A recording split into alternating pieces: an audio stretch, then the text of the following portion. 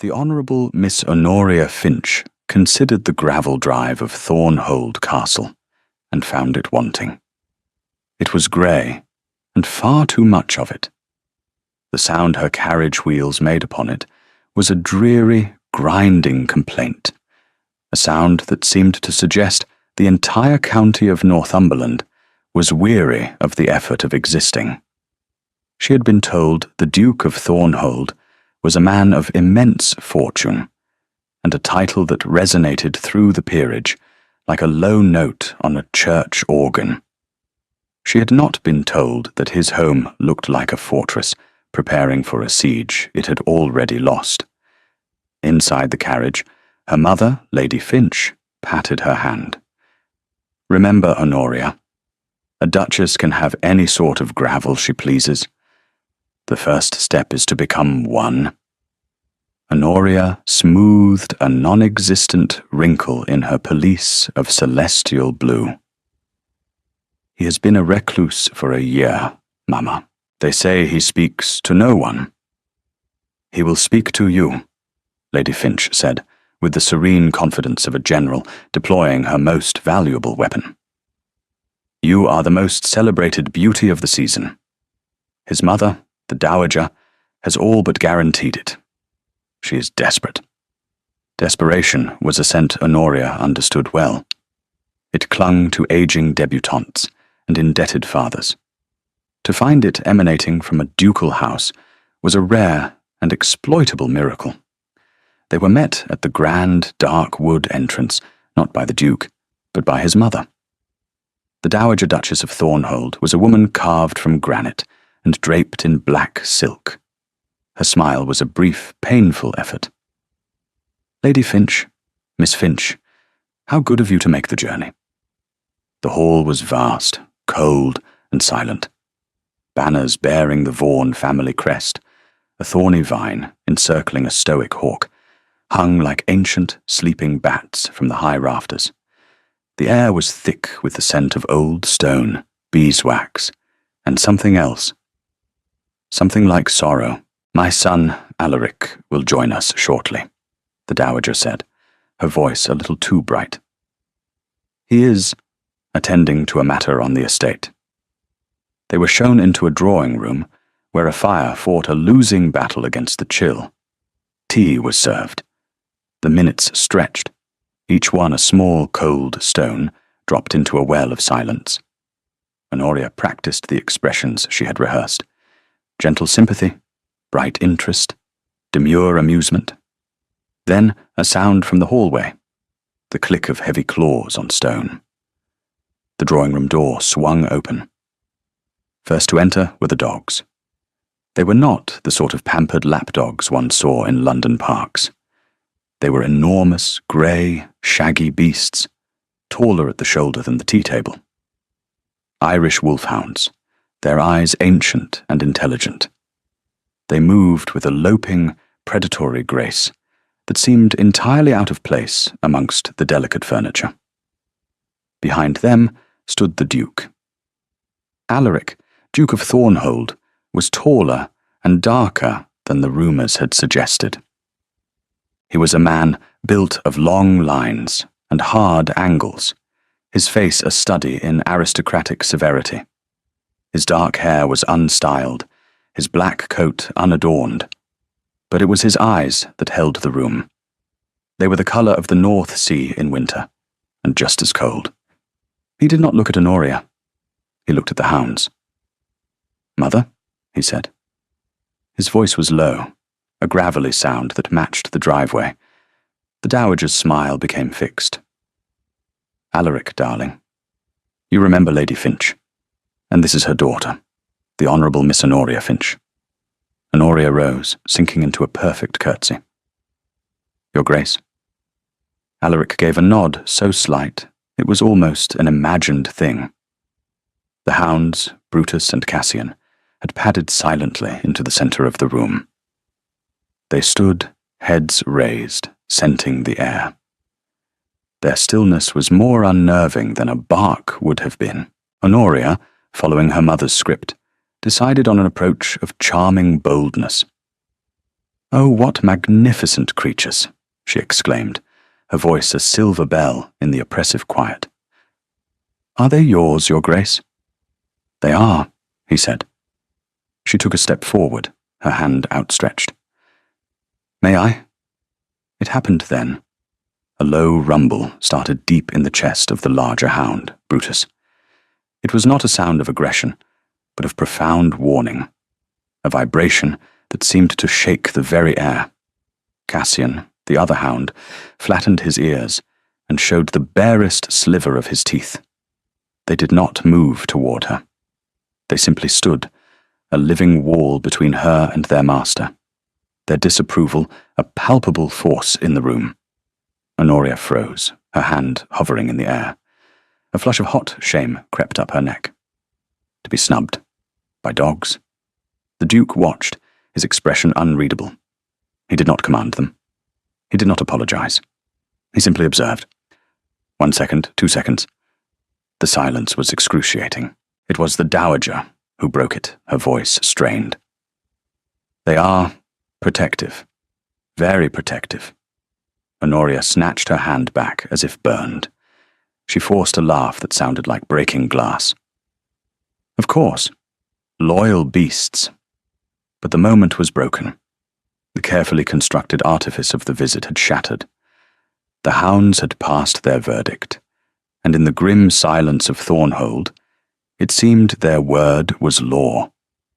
The rest of the visit was a painful formality. The Duke spoke only in monosyllables.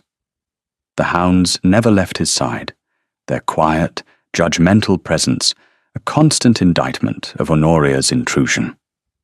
When their carriage finally rolled away, grinding its protest once more on the grey gravel, Honoria burst into tears of fury and humiliation.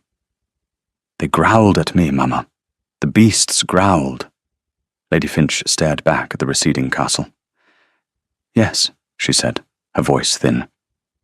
"But the Duke, my dear, the Duke did not." And that, she knew, was somehow worse. Inside, the Dowager Duchess Isabella Vaughan watched the carriage disappear. She leaned her head against the cold window pane. This was the third beautiful, accomplished, perfectly suitable young woman who had been met with the same silent, canine hostility, and the same human indifference from her son. Alaric stood by the fire, one hand resting on Brutus's great head. The hound leaned into his touch, its earlier tension gone. "She was not suitable, Alaric," Isabella said, turning from the window. "No," he agreed. "None of them are suitable." "Not for them," she said, gesturing to the dogs, "and therefore not for you. Is that to be the way of it? Will you let this house be ruled by the whims of 2 hounds?" "They are good judges of character," Alaric said, his voice flat. "Better than most." "They are grieving for Edmund, just as you are," she snapped, her control finally breaking. "But Edmund is gone. A year it has been. This house is a tomb. I had hoped, I had thought a new wife, a new life." Her voice broke. He did not look at her. He simply stared into the flames. "Do not speak of him." The words hung between them, cold and sharp. The chasm that had opened a year ago, on the day his younger brother's horse had come back riderless, yawned between them. Isabella retreated, gathering the tatters of her composure. She had tried to fill the silence of this house with the chatter of a new bride. She had failed. The silence, it seemed, had teeth. She needed a new plan. If noise and beauty would not work, perhaps the opposite would. She did not need another prospective duchess. Not yet. She needed something else. She needed quiet. She needed peace, an anchor in the storm of her son's grief. That evening, she wrote a letter not to a society matron in London, but to her man of business in Newcastle. The request was unusual. She was not seeking a governess or a maid. She was seeking a companion for herself, a woman of gentle birth and good sense, someone quiet, unobtrusive, someone with no ambition, no agenda, someone who would not try to fill the silence, but could simply exist within it. Weeks later, a reply arrived. Mr. Henderson had a candidate, a Miss Clara Halewood, the daughter of a country vicar, recently deceased, who had left his child with a good education, impeccable manners, and precisely £7 to her name. She was 24, plain in a pleasant sort of way, and, by all accounts, possessed of a temperament as calm and steady as a summer evening. She was, Mr. Henderson wrote, a woman who knew how to be invisible. Isabella looked at the grim tapestries and the silent halls of Thornhold. A woman who knew how to be invisible. It was perfect. She was not hiring a future duchess. She was hiring a ghost. Clara Halewood's first impression of Thornhold Castle was that it was a place that had forgotten how to breathe. It rose from the rugged Northumberland landscape like a clenched fist of grey stone, defiant against the wind and the sky. The carriage journey from the village had been long and jostling, and as the castle loomed larger, a knot of apprehension tightened in her stomach. She clutched her small valise, which contained everything she owned in the world. 2 spare gowns of grey and brown muslin, a book of poetry her father had given her, and a small, worn Bible. Her instructions from the Dowager Duchess's man of business had been clear. She was to be a companion. Her duties were to read aloud, to accompany the Dowager on walks, and to provide a restful presence. The salary was more than generous. It was a lifeline. For that, Clara was prepared to be as restful as a stone. The great door creaked open, and a severe-looking butler led her into the same hall that had so unnerved Honoria Finch. Clara felt her own smallness in the face of its grandeur and gloom. She was left to wait in a small antechamber, her hands folded in her lap. She could hear the faint, rhythmic ticking of a long-case clock, a sound like a slow, tired heartbeat. After what felt like an age, the Dowager Duchess entered. She was as formidable as Clara had imagined, but there was a weariness in her eyes that was not unkind. She assessed Clara in a single, sweeping glance. The plain brown dress, the neatly coiled dark hair, the steady gaze that met her own without flinching or simpering. "Miss Halewood," the Dowager said, "welcome to Thornhold." "Thank you for having me, Your Grace," Clara replied, her voice soft but clear. The interview was brief. The Dowager asked few questions, seeming more interested in the quality of Clara's silence than her conversation. Clara, for her part, answered simply and honestly. She did not embellish her qualifications or feign an enthusiasm she did not feel. She was here to do a job. She was grateful for the opportunity. This was the truth, and she saw no reason to adorn it. "You will find us a quiet household," the Dowager concluded, a statement that felt like both a promise and a warning. "My son, the Duke, is a man of private habits. You will likely see little of him." Clara merely nodded. It suited her perfectly. A maid showed her to her room in a quiet wing of the castle. It was larger than any room she had ever had to herself, with a window that looked out over a walled garden, now mostly overgrown. The silence here was different from the oppressive silence of the main hall. It was a gentle, waiting silence. She spent the first few days in a quiet routine. She read passages from sermons to the Dowager in the morning, her voice even and calm. She worked on a piece of embroidery, her stitches small and neat. She walked with the Dowager in the gardens, listening more than she spoke. She learned the geography of the house, the names of the senior staff, the rhythm of its days. She learned that the household revolved around the unseen axis of the Duke's grief. The staff spoke in hushed tones. Certain topics were avoided. The West Wing, where the late Edmund's rooms had been, was kept locked. She did not see the Duke for 3 days. She was aware of his presence, a kind of low hum of energy in the house, but their paths did not cross. Then, on the 4th afternoon, the Dowager was resting, and Clara, seeking a moment of solitude, found her way to the one place that felt truly alive, the library. It was a magnificent room, 2 stories high, with towering shelves filled with the scent of old leather and paper. A ladder on a brass rail ran along one wall. Sunlight, thick with dust motes, slanted down from the high arched windows. It was a sanctuary of stories, a haven of quiet contemplation. Clara ran a reverent hand along a row of leather-bound spines. Here, she felt she could breathe. She was not alone. From the shadows of a wing-back chair near the fireplace, a voice spoke, startling her. "Can I help you?" It was the Duke. He was holding a book, but he was not reading it. He was watching her, and at his feet, lying like 2 carved stone effigies, were the hounds. Clara's heart gave a single, hard thump against her ribs. She had heard the staff whisper about the dogs, how they had terrorized the last visitor. She looked at them now.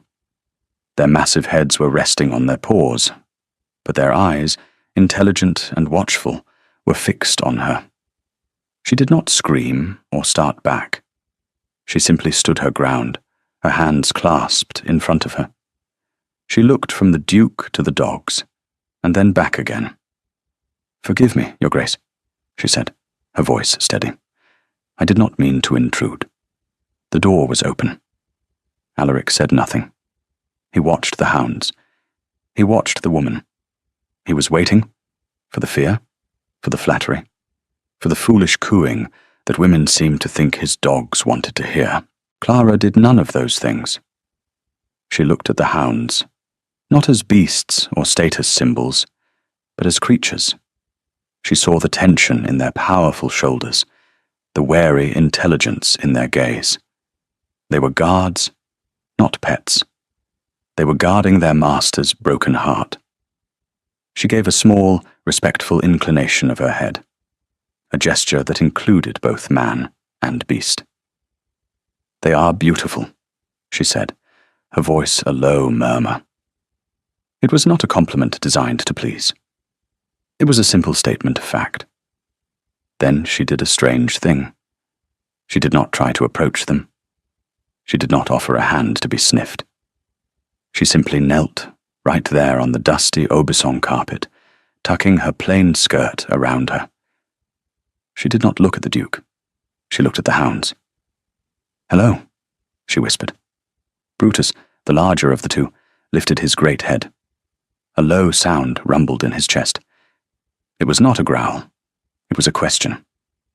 Clara did not move. She remained kneeling, making herself small, unthreatening. She met the hound's gaze without challenge. "My father had a dog once," she said, her voice still a whisper.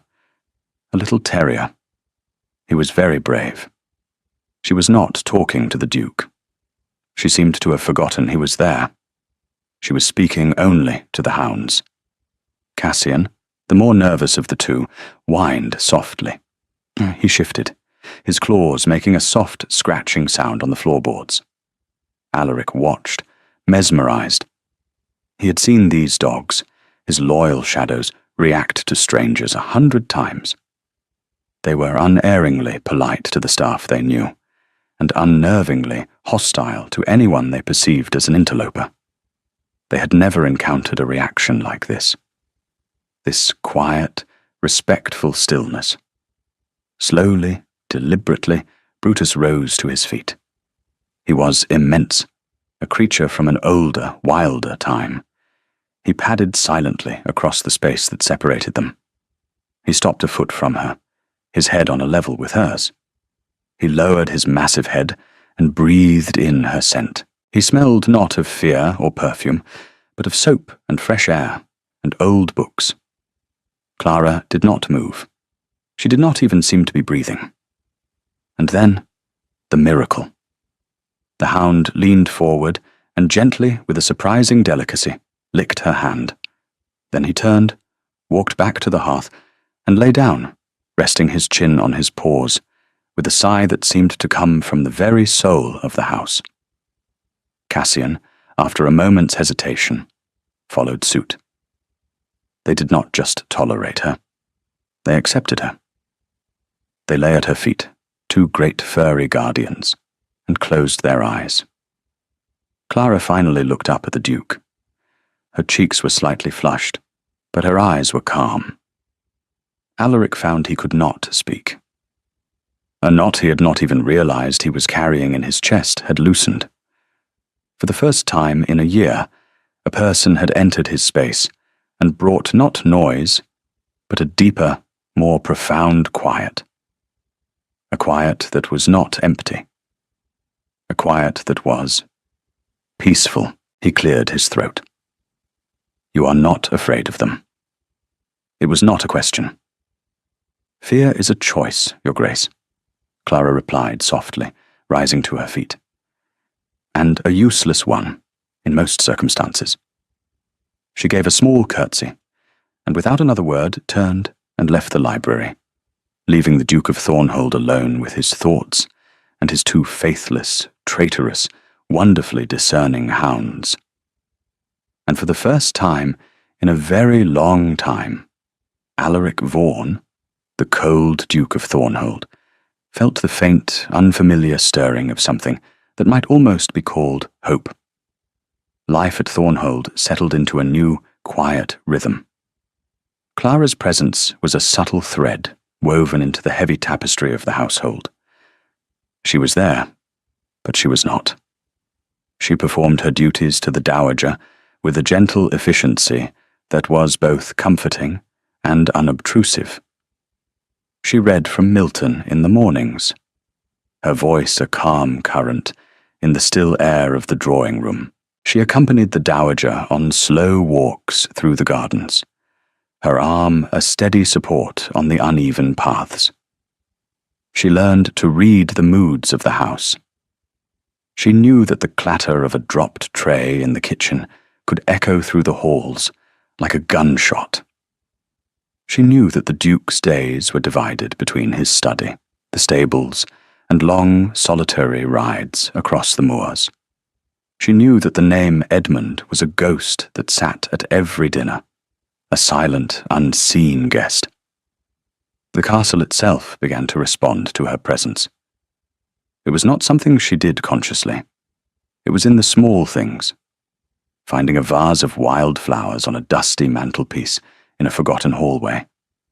A maid taking a cue from Clara's own quiet courage, daring to open a heavy velvet curtain to let in the morning sun.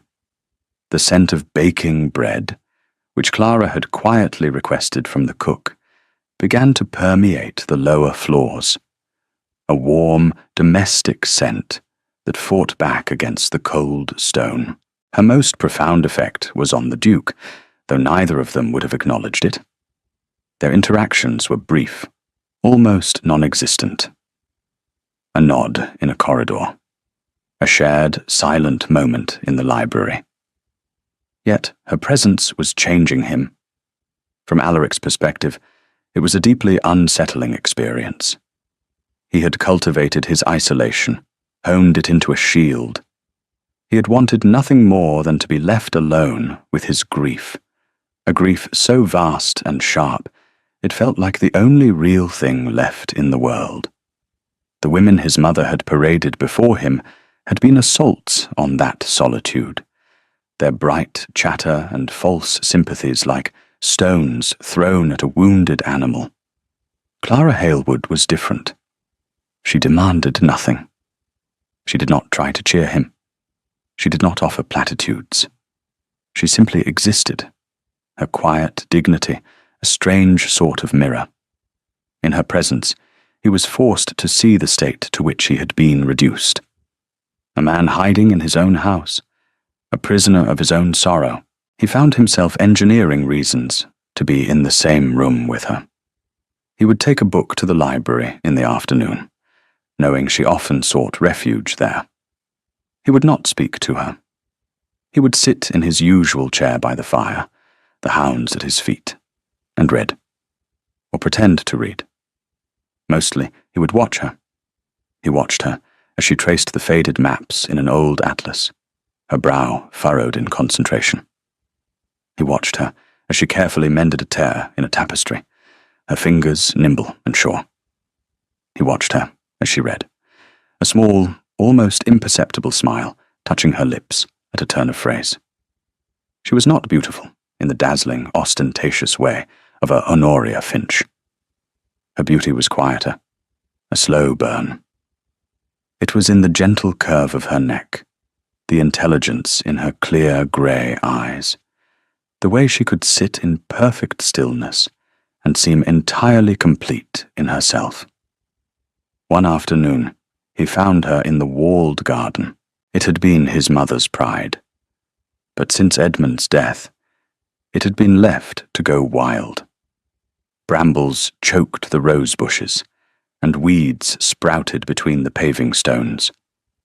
Clara was on her knees, wearing a pair of thick gardener's gloves she had borrowed from the groundskeeper, patiently pulling weeds from around the base of a stone sundial.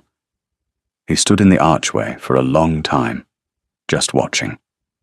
The afternoon sun caught the stray wisps of hair that had escaped her neat coil, turning them to threads of dark gold. Brutus and Cassian, who had followed him, trotted directly to her. Brutus nudged her shoulder with his great head, and she paused in her work to scratch him behind the ears.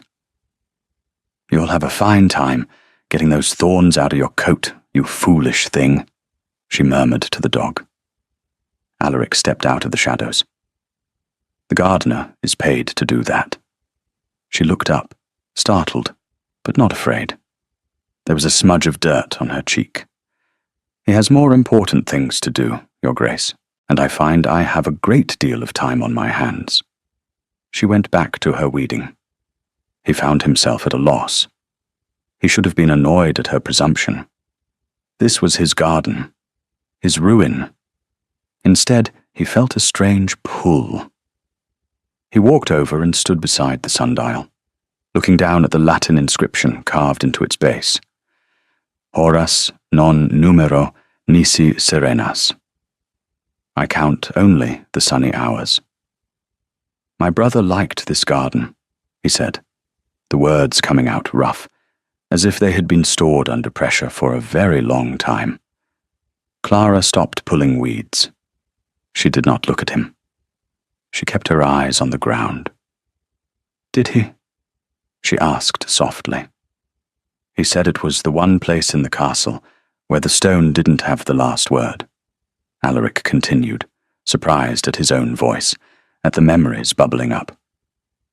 "He planted those rose bushes with our mother, the white ones. He called them his ghost roses. He pointed to a tangled, thorny mass that was barely recognizable as a bush. A single, stubborn, white bloom was struggling to open amidst the decay." Clara looked at the rose. Then she looked at the Duke. For the first time, she saw past the cold facade to the deep, aching wound beneath. She saw not a Duke, but a man drowning in loss. "Perhaps," she said, her voice gentle, "they just need a little help to breathe again." She did not offer sympathy. She offered work, a practical, tangible solution. It was a language he understood. He did not reply. He turned and walked away, the hounds trotting at his heels. But something had shifted. A seed had been planted in the barren ground of his grief. The next day, when Clara went to the garden, she found a pair of smaller gardening gloves, a trowel, and a pair of shears laid out neatly on the stone bench. She looked around, but the garden was empty. She smiled, a real, genuine smile, and picked up the tools. They began a silent collaboration. He would not work with her. That would have been too great a breach of the chasm between their stations. But he would leave things for her. A bale of straw to protect the tender shoots from a late frost. A book on rose cultivation left open on the library table. And she, in turn, worked. Slowly, patiently, she began to reclaim the garden from the wilderness. She pruned the roses, cleared the paths, and planted new seeds in the bare earth. And as the garden began to breathe again, so did the house. And so did its master. The Dowager Duchess watched all of this with a mixture of hope and trepidation. She saw the change in her son. The rigid set of his shoulders had eased. The impenetrable silence had been replaced by a watchful quiet. He was still grieving, but he was no longer lost in the fog. He was present. She owed it all to this quiet, unassuming girl, this companion she had hired to be a ghost, who had instead become the most solid, real presence in the house, and a part of her, the part that was a mother, was profoundly grateful. But another part of her, the part that was a duchess, was worried. She had seen the way her son watched Clara Halewood. It was not the way a duke looked at his mother's companion.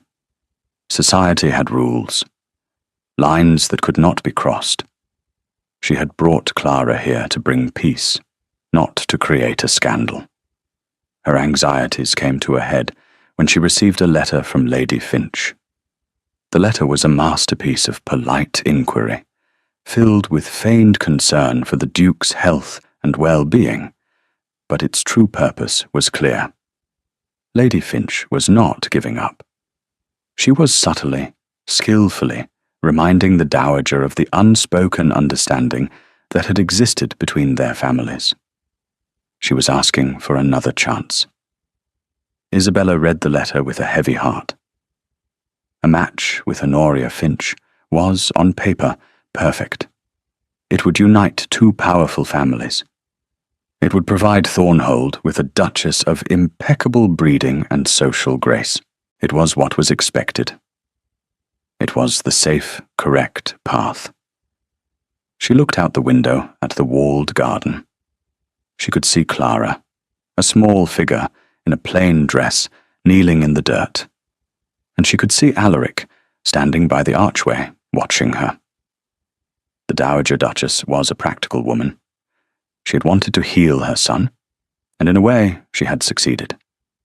But the cure, she feared, might be more dangerous than the disease. She made a decision. It was a cold, calculated decision, born of a lifetime of duty and social obligation. She would do what was necessary to put things back on their proper course. She would invite Lady Honoria back to Thornhold. We'll take a very short break. If you don't want to miss new stories, please subscribe to the channel. The news of Lady Honoria's impending visit descended upon Thornhold like a sudden frost. The staff, who had begun to relax into the gentle rhythm Clara had established, grew tense again. The butler's back seemed to stiffen. The maids scurried with a renewed, nervous energy. The brief, fragile peace was over. Clara learned of it from the Dowager herself. They were in the morning room, the embroidery hoops lying idle in their laps. Lady Finch and her daughter will be joining us for a few days, Clara, the Dowager said, her eyes fixed on a point somewhere over Clara's shoulder. I shall require you to make sure the guest suites are prepared. Of course, Your Grace, Clara said, her voice even. Her heart, however, gave a painful little lurch. She remembered the whispers from the staff about the beautiful visitor who had been so thoroughly routed by the hounds. Lady Honoria is a lively presence, the dowager continued, as if trying to convince herself. I am hoping she might brighten the atmosphere. Clara said nothing. She knew that the atmosphere at Thornhold had already brightened. It had brightened because of wildflowers and open curtains, and a garden being brought back to life. It had brightened because the Duke had started to speak in full sentences. She also knew that she, a vicar's daughter, with £7 to her name, had no right to think such things. Her job was to be restful, and if the dowager now required her to restfully prepare for her own replacement, then that was what she would do. Lady Honoria Finch arrived not with quiet weariness, but with the force of a cavalry charge. She brought with her a mountain of luggage, a lady's maid with a perpetually sour expression, and an aura of supreme, unassailable confidence. Her humiliation on her last visit had, it seemed, been transmuted into a steely resolve. Her reunion with the hounds was a carefully stage-managed affair. The dogs were confined to the Duke's study when she first entered the house. When she was presented to them later, in the drawing-room, she kept a careful distance, addressing them in a tone of bright, condescending cheerfulness that made Clara's teeth ache. "Ah, such big, brave boys," she chirped, wagging a finger at them from across the room. Brutus and Cassian were unimpressed. They did not growl this time. They simply ignored her, turning their great heads to look for Clara, who was standing quietly by the door. Finding her, they both padded over and sat at her feet, their bodies a warm, solid wall of loyalty. The gesture was not lost on anyone in the room. Honoria's smile tightened. The dowager looked deeply uncomfortable. And Alaric? Alaric watched Clara, and a small, almost imperceptible smile touched his own lips. The almost smile. It was there and gone in an instant, but Clara saw it, and it felt like a shared secret. Honoria, however, was not a woman to be deterred by dogs. She had come to conquer a duke, and she set about her task with military precision. She was dazzling. She wore gowns of jewel-toned silks that made Clara's plain muslin look like a shroud. She played the pianoforte with a brilliant technical skill that filled the silent house with noise. She recounted witty anecdotes from her London season, her laughter echoing in the high-ceilinged rooms. She treated Clara with a kind of pitying condescension that was far more cruel than outright hostility. "Oh, Miss Halewood, you must be so bored here, with only us old folk for company," she would say, with a little laugh. Or, "That is a very practical shade of brown, Miss Halewood. So sensible." Clara absorbed the little cuts with her usual quiet grace. She did not cry.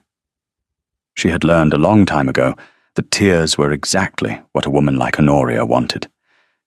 Instead, she simply continued with her duties, her calm demeanor an infuriating contrast to Honoria's frantic efforts. The real battle, however, was for the Duke's attention. Honoria tried to engage him on every front. She talked about politics, about horses, about art. Alaric responded with his customary economy of words. His monosyllabic replies and long, thoughtful silences were a fortress she could not breach. He remained polite, distant, a man observing a play in which he had no interest. His real attention was elsewhere. It was in the walled garden, where he would find Clara in the early mornings, her hands in the earth.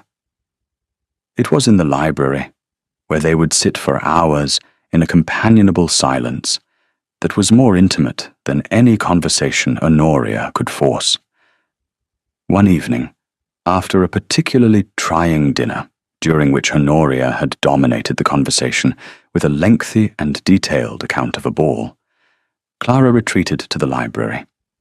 She needed to feel the solid presence of the books around her, the quiet wisdom of the ages. She was not alone. Alaric was there, standing before the fire, one hand on the mantelpiece. The hounds, as always, were at his feet. "She is very energetic," Clara said, by way of an opening.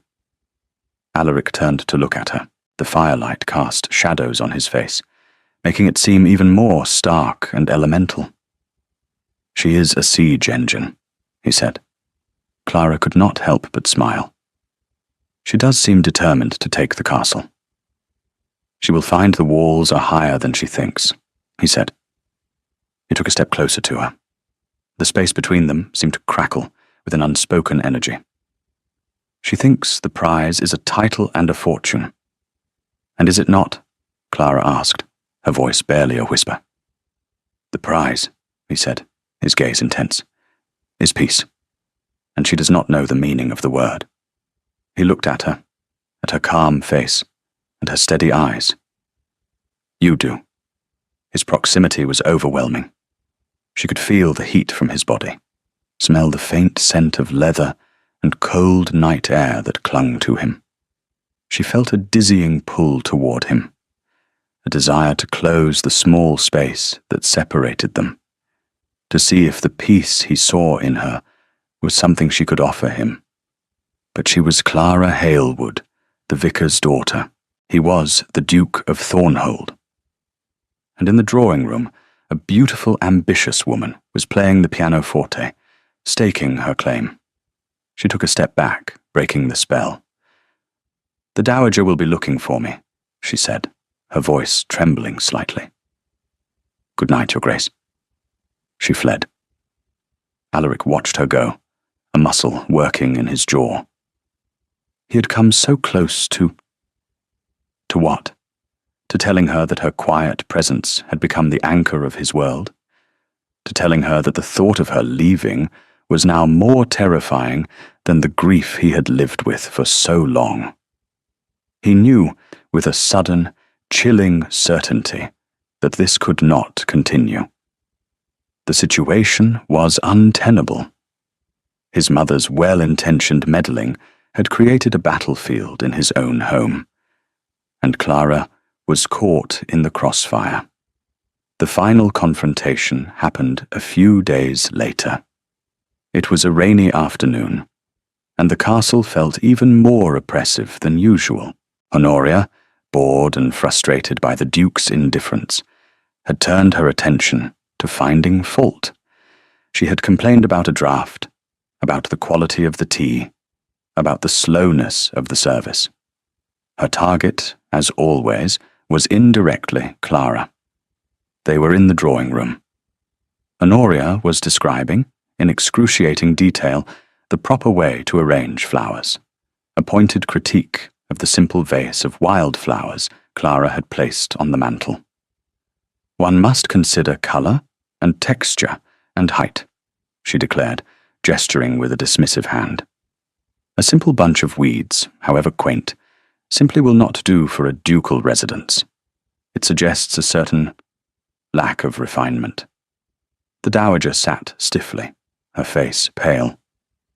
Clara, who was mending a tear in the dowager's shawl, kept her eyes down, her stitches small and even. Alaric, who had been standing by the window, turned. "I find them charming," he said, his voice quiet, but carrying the weight of command. "They are honest, unlike some of the other decorations in this house." His eyes met Honoria's. The insult was unmistakable. Honoria's face went white, then a blotchy, furious red. She turned her fury on the safest target. "And you!" she snapped, pointing a trembling finger at Clara. "You, with your meek little act. Do you think we are all fools? Hiding in the library, digging in the dirt like a common labourer. You think he doesn't see you for what you are? A scheming, ambitious little nobody, trying to work your way into his affections." Clara looked up, her expression one of quiet shock. The accusation was so far from the truth, so grotesquely unfair, that it left her breathless. Before she could speak, before Alaric could move, it was the dowager who rose to her feet. Her face was a mask of cold fury. "That is enough, Miss Finch," she said, her voice trembling with rage. "You are a guest in this house. You will not speak to a member of my household in that manner." "A member of your household?" Honoria laughed, a harsh, ugly sound. "She is a servant, a paid companion, and you have let her make a fool of you all."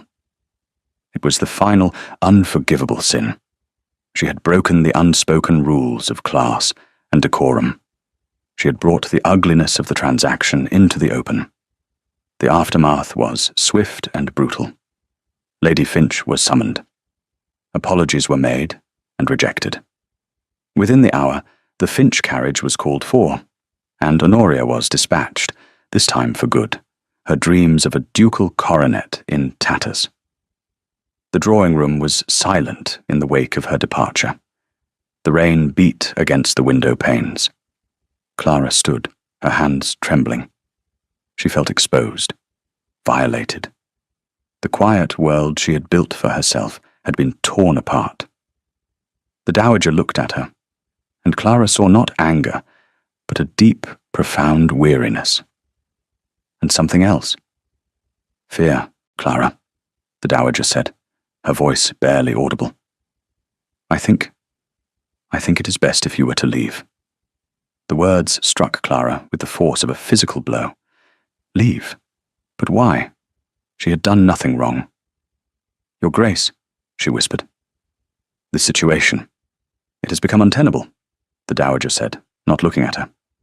She was looking at her son, who stood like a stone statue by the window. "I brought you here to bring peace. Instead, this. It was a mistake." Alaric turned from the window, his face thunderous. "Mother, you cannot be serious." "I am perfectly serious," she said, her voice gaining a brittle strength. "Miss Halewood has been an exemplary companion. I will give her a most generous reference, and of course a full year's salary. But her employment here is at an end. You are punishing her for Honoria's vulgarity," Alaric said, his voice dangerously low. "I am protecting this family," the dowager retorted, her voice rising. "I am protecting you. Do you have any idea the scandal that would erupt? A duke and his mother's companion? I will not have the Vaughan name dragged through the mud. I will not have this house, which has already endured so much gossip, become a subject of ridicule." It was a cold, cruel calculation. Clara was the sacrifice, the pawn to be swept from the board to save the king and queen. Clara looked from the dowager's set, unhappy face to Alaric's furious one. She saw the truth of it then. She was the problem. Her presence, which had once been a solution, was now the source of the conflict. As long as she was here, this battle would continue. She drew herself up to her full, slight height. Her quiet dignity was the only armor she had left. "I understand, Your Grace," she said, her voice clear and steady, though her heart was breaking. "When would you like me to leave?" "Now is not necessary," the dowager said, a flicker of shame in her eyes. "In the morning will be sufficient." "I would prefer to leave now," Clara said. She could not bear to spend one more night in this house that had felt so much like a home, only to have it snatched away. "If you would have a carriage made ready." She did not look at Alaric. She could not. She curtsied, a final, perfect gesture of deference, and walked out of the room. She did not run. She walked with her head held high, leaving the two of them alone in the ruin of the afternoon. The silence that fell in the drawing-room after Clara's departure was heavier and more profound than any that had come before. It was a silence filled with unspoken accusations, with the bitter taste of regret, and the sharp sting of injustice. The rain lashed against the windows, a mournful percussion to the wreckage within. Alaric stared at his mother, his face a mask of cold fury. "You have made a grave mistake," he said, his voice devoid of all warmth. Isabella sank into a chair, her bravado collapsing. She looked suddenly old and frail. "What was I to do, Alaric? Did you not hear the girl? The accusations she made? They were vulgar, yes, but they were not untrue in their essence. The whispers would have started. You are a duke. You cannot be seen to be dallying with a servant." Dallying? The word was like a whip crack in the quiet room. "Is that what you think this is? You see her quietness, her kindness, her courage, and you reduce it to a sordid little affair? She has done nothing, but bring light back into this house. She brought you companionship. She brought the garden back to life. He stopped, unable to say the words. "She brought me back to life. Fram, she is a good girl, a fine girl," Isabella conceded, her voice trembling. "But she is not one of us. Her presence here has become a complication. I did what was necessary to protect the family, to protect you." "You did not protect me," Alaric said, his voice a low, dangerous rumble. "You protected a name, a title, an abstract concept of honor. You have sacrificed a living, breathing person for the sake of appearances. You have chosen the tomb over the garden." He turned and walked towards the door. "Where are you going?" his mother cried, a note of panic in her voice. "I am going to fix the mistake you have made," he said, without looking back. He did not go after Clara immediately. He knew she was a woman of pride and principle. To chase after her carriage would be to create a scene, to compound her humiliation. He had to give her space. But he could not bear the thought of her alone, cast out into the world with nothing but a handful of money and a broken heart. The house felt hollow, utterly and completely hollow. He walked the halls, the hounds pacing restlessly at his side. They whined low, mournful sounds, nudging his hand with their wet noses, sensing his distress. He went to the library. The book Clara had been reading was still on the table, a ribbon marking her place. He picked it up. A single wildflower, pressed between the pages, fell into his hand. A ghost of the garden, a ghost of her. He went to his study and poured a brandy, his hand shaking. He caught his reflection in the dark glass of the window. He saw the same cold, remote man he had been a year ago. No, worse. Then he had been numb. Now he could feel. And what he felt was a tearing, agonizing loss. He had lived in a grey world of grief for so long, he had forgotten what colour looked like. Clara had been colour. Not the loud, garish colours of Honoria Finch, but the soft, gentle hues of a sunrise, the quiet green of new shoots in a winter garden, the warm gold of firelight on a beloved book. And his mother, in her fear and her blindness, had plunged him back into the grey. He spent a sleepless night, pacing the stone floors of his castle like a caged animal.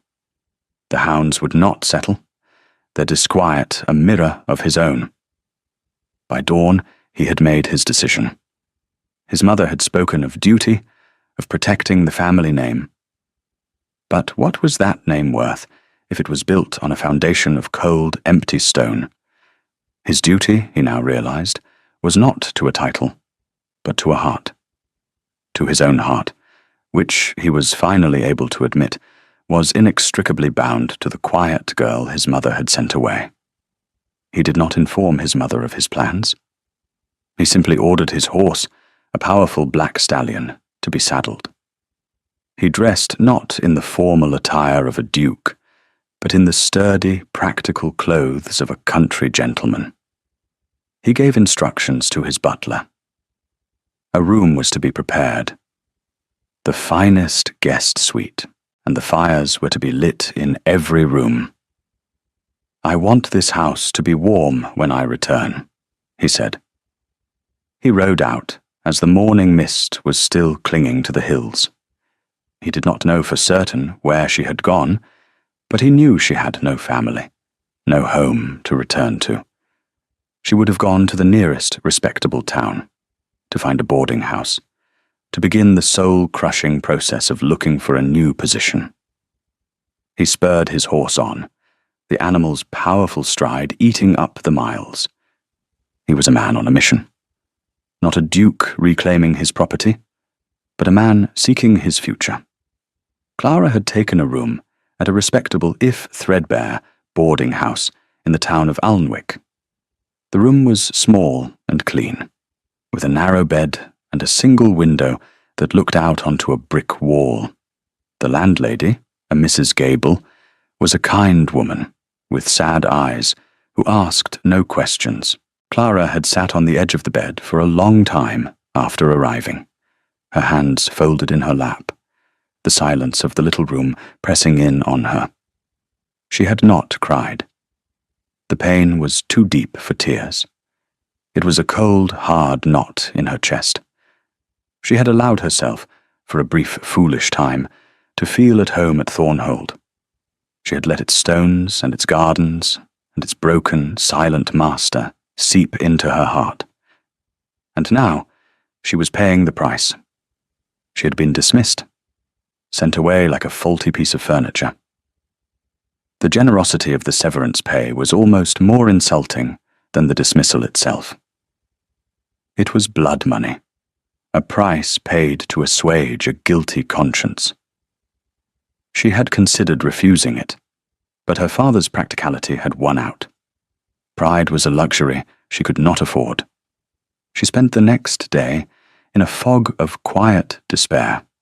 She tried to read, but the words blurred on the page. She tried to plan, to think about her next steps. A new position. Another household, another family's sorrows to quietly manage. The thought filled her with a weariness that went bone deep. On the second morning, she was sitting by her small window, mending a tear in her glove, when she heard a commotion in the street below. Horses. A powerful animal being reined in. The landlady's voice, high with excitement and confusion. Clara paid it no mind.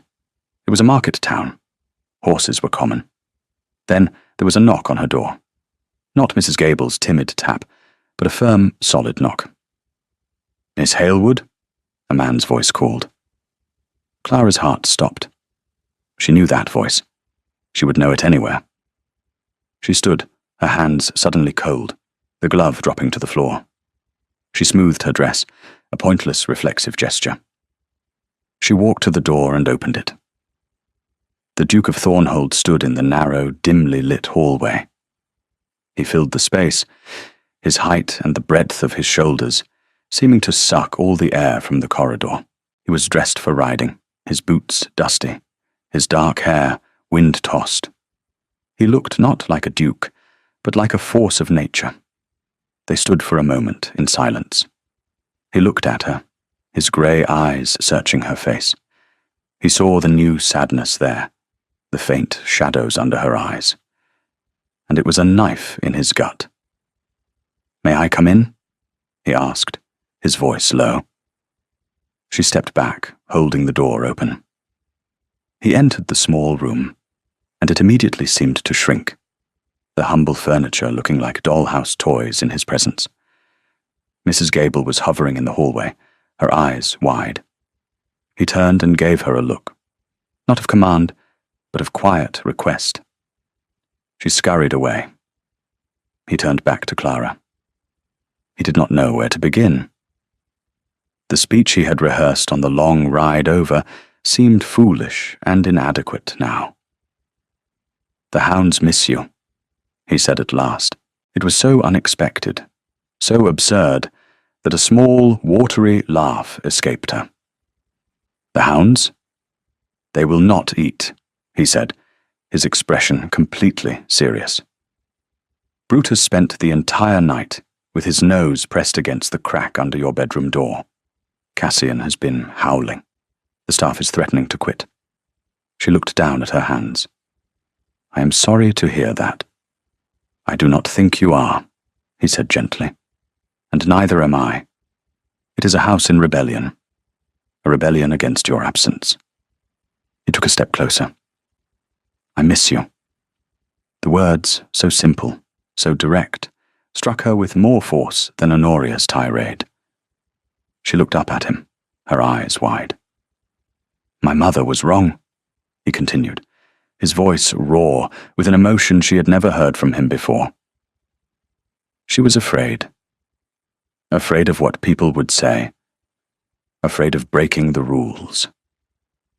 But the rules are what broke this family in the first place. The rule that says a man does not show his grief. The rule that says a title is more important than a heart."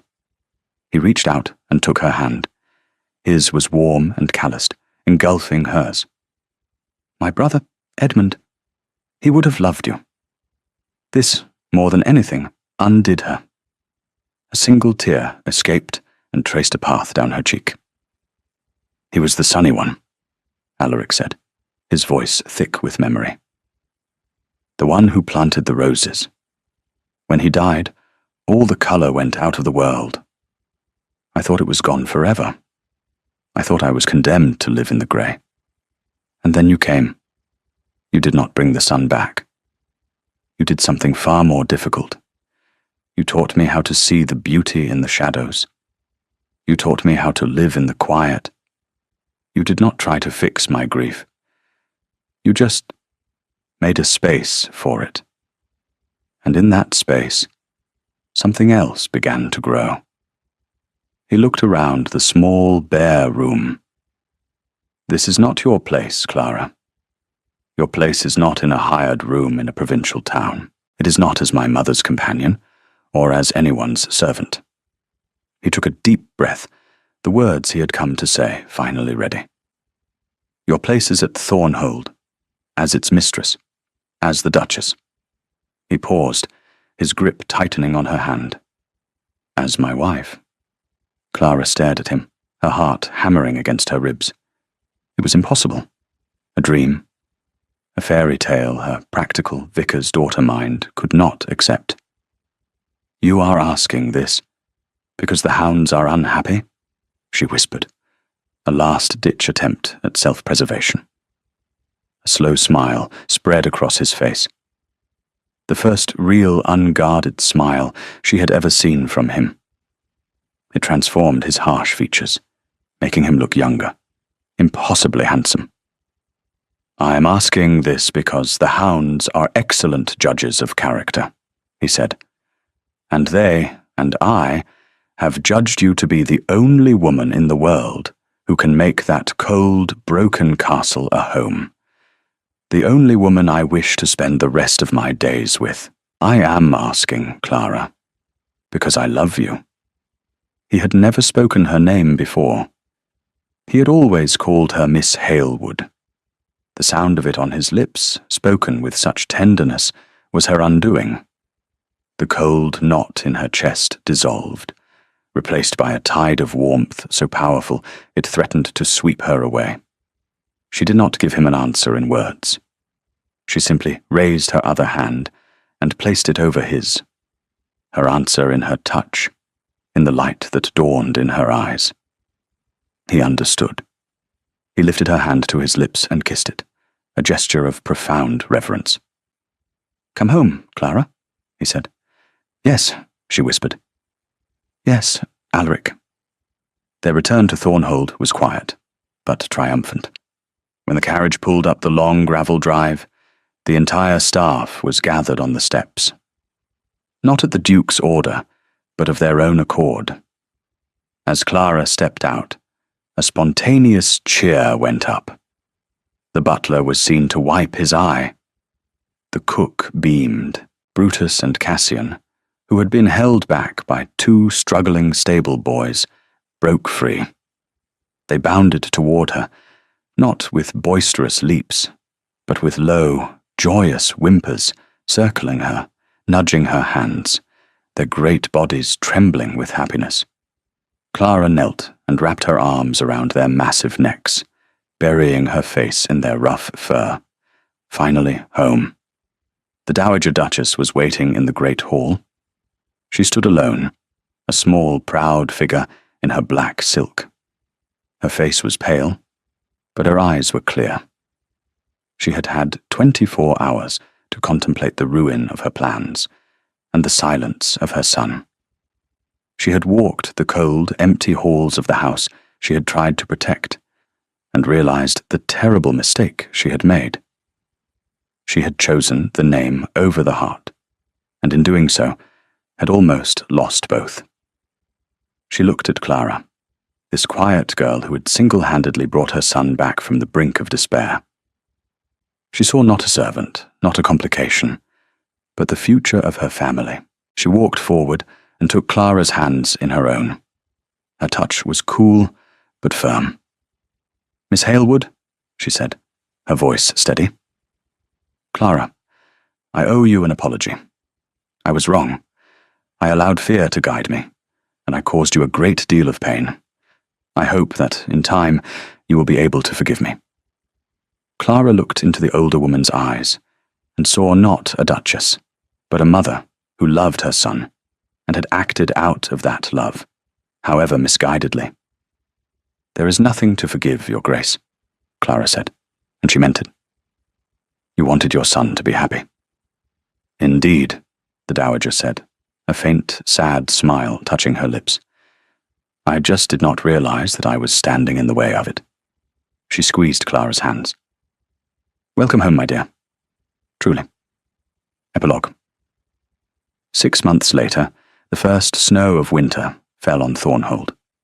It was a gentle, blanketing snow that softened the hard edges of the castle and muffled the world in a profound silence. Inside, however, the castle was anything but cold. Fires blazed in every hearth. The scent of pine and cinnamon hung in the air. The long, cold dining table had been replaced by a round one, where the Duke, the Duchess, and the Dowager Duchess now took their meals together. The house was not loud. It was not filled with the forced gaiety the Dowager had once thought she wanted. It was filled with a deep, resonant peace. In the library, the heart of the home, Alaric and Clara sat before a roaring fire. He was reading a report from his estate manager, but his attention was not on the page. It was on his wife, who sat curled in a large armchair, a book in her lap, her feet tucked under her. A soft woolen shawl, a gift from the Dowager, was draped over her shoulders. At their feet, lying in a contented, tangled heap, were Brutus and Cassian. Their great heads rested on the hearthrug, their sides rising and falling in the slow, even rhythm of sleep. They were no longer guards on duty. They were simply dogs in their proper place, at the feet of their master and mistress. Clara looked up from her book and met her husband's gaze. He smiled at her, a full, easy smile that was no longer a rarity. "What is it?" she asked. "I was just thinking," he said, setting his papers aside, "about the sundial in the garden." "Horas non numero nisi serenas," she murmured. "I count only the sunny hours." "I used to think it was a lie," he said, "a pretty sentiment for a world that is mostly grey. But I was wrong.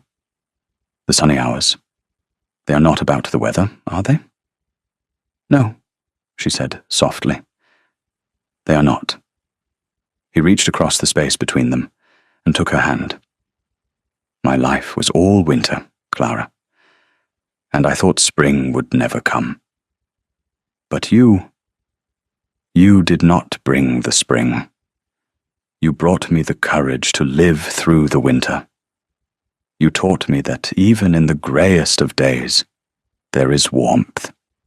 There is peace. There is love. He stood and pulled her to her feet, drawing her into his arms. He held her close, breathing in the familiar, beloved scent of her. The house was quiet. The world outside was white and still. The past was not erased. The ghost of Edmund would always be a part of their story, a bittersweet ache in the heart of their happiness. But it no longer had the power to haunt them. The garden was sleeping under a blanket of snow, its roots strong, ready for the spring. And in the great stone castle of Thornhold, two people, brought together by a pair of wise and discerning hounds, had finally, truly come home. Thank you for listening to the story all the way to the end. Please tell us which city you're watching from and what the story made you feel. Don't forget to subscribe so you won't miss new stories.